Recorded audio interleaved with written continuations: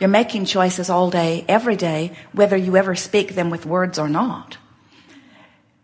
Often the words that you speak out loud, you would say, these are my goals, or these are my desires, or even these are my decisions. But you are offering that sort of thing all day, every day, and you're not necessarily talking about it. We would call those maybe preferences, inclinations. Preferences is really the best word, because you just can't be focused, awake, alive, observing, experiencing without conclusions happening within you, whether you are aware that you are concluding because you are backing it up with your dialogue or not. You just can't stand in any environment without it occurring to you at many levels of your being that there is an improved way of living this moment. You are wired that way, so to speak. You are leading edge creators, always reaching beyond the leading edge on which you are standing. And so the preferences that are born within you shoot out of you like rockets. In other words, you keep becoming whether you like it or not. You keep becoming. You cannot control this becoming. Life just causes you to continue to become. Now, what we mean by that is you are in these physical bodies and you are magnificent beings, but you are so much more than most people think they are. Or as Esther likes to say, most thinkle-peep they are. You are much more than most people think they are in these physical bodies. You are source energy extending forward into these leading edge physical bodies. So as you are here in these leading edge physical bodies, having exposure to constant new experience, the selfish you, and that is a wonderful thing because you cannot perceive other than through the eyes of self. So your vantage point continues to conclude improvements for you, improvements for you, improvements for you. Now, we're saying that to you if you are the one-celled organism. We're saying that to you if you are a cell in a human body. We're saying that to you if you are the human genius being. Your life experience causes you to set forth preferences, and those preferences extend from you like rockets. And this is the part that we really want you to hear, that we think that you are mostly not really aware of. As that preference is born, source goes with it. In other words, the non-physical you that is in the eternal state of becoming because of the physical you vantage point, that non-physical you goes with that preference and immediately becomes it. That's why we can say to you accurately, when you ask, it is given every single time. Because in the moment that it occurs to you, even in the slightest manner, that something would be better, Source agrees with you about that. Now, if there were ever a case to be made for you to begin working on your coming around to your sense of worthiness, we think that must surely be it. Because when you ask, you that are source become immediately that which you are asking for. Vibrationally, it is done. Do you get that? Sort of. There is thought, and then there is thought form, and then there is manifestation. And so it's all part of that process. If your environment has the resources to cause something to occur to you, the occurrence of it has caused the creation of it, and source has become that. The question is, what are you now doing about the gap between your launching this desire or your asking this question, to which source has already found the answer and lined up the circumstances and events to provide the physical manifestation for you? The question that this workshop asks and answers is, what are you doing about closing that vibrational gap? And we also want you to understand that you will never be happy unless you've closed the gap. In other words, you're never satisfied holding yourself back in a long-range way from who you have become. So this is the way it works. This is the big picture. You are non-physical energy. You are mind. You are consciousness. You are source. You are soul. You are good. You are worthy. And you want more life in a physical body because it's fun. You want the deliciousness of the leading edge experience. So you project yourself into a physical body, delighted with the contrast that you know will provide the basis for the new ideas that will occur to you. And you know that you're going to be mixing it up with a lot of other creators, so you know it's going to be a very fertile ground of creating. So splat, in you come. Welcome to planet Earth. And as you come forth into this physical body, you are immediately surrounded by an environment that causes you, from your selfish, the only perspective that you have, point of view, to offer preferences. And as the preference extends from you or exudes from you, shoots out of you like a rocket, Source says, you ought to know. You're the one standing there. Who better to know what would be best for you than you standing there in the middle of it? So you ought to know. Yes, it is done. Immediately when you ask, it is given every single time. But what we see with some of you, even though your contrast has caused you to ask for something different than where you are standing, often you keep talking about where you're standing. So you hold yourself without meaning to in vibrational accord with the contrast that caused the desire to be born, rather than going as Source does, right into vibrational alignment with the desire. Jerry and Esther have navigational systems in their vehicles, 3 different ones now. But they all work on the same premise, where because of the satellites in the sky and the contraptions in the vehicles, the system understands where they are. So then they program in their desired destination, and the system then takes those 2 points of relativity and calculates a route between them. The system only wants to know, where are you in relationship to where you want to be? Or even better said, where do you want to be in relationship to where you are?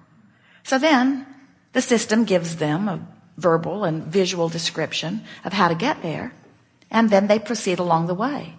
If they diverge from the recommended route, Magellan in particular kicks up quite a squawk. Please proceed to the highlighted route. Please proceed to the highlighted route.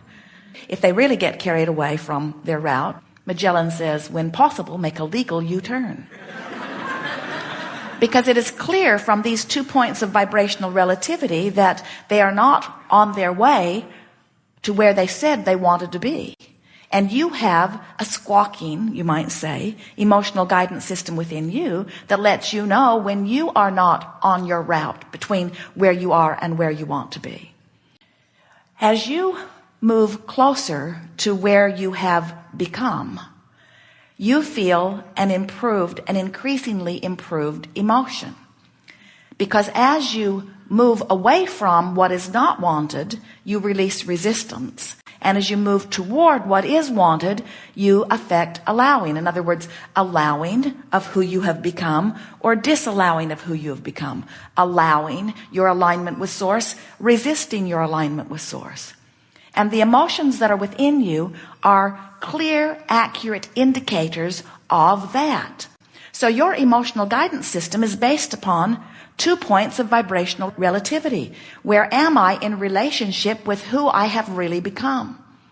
And before you leave this gathering here today, we want it to be very clear to you, if you are wanting to understand it, that once life has caused you to become something more than you are, you've got to keep up to speed with it, or you feel unfulfilled. You feel frustrated. You feel like something's out of whack. In other words, you can't hold back. You must continue to let yourself be who you have become. Now, it's not essential. It's not important for your worthiness. In other words, you could hold yourself apart from the magnificent being you are constantly becoming and live a life of despair or grief or anger. And when you croak, you'll move right into alignment with who you are. In other words, you're not going to die and then be held in a place of negative emotion forevermore because you didn't make the jump. The discomfort happens in the moment of the misalignment. And as you allow yourself to move up this emotional scale, you feel better and better and better. The emotional scale on the end where you're allowing the alignment feels wonderful. It feels like clarity. It feels like passion. It feels like enthusiasm. But on the end of the scale where you are not allowing the alignment as much, on the far end of it, you feel grief or despair.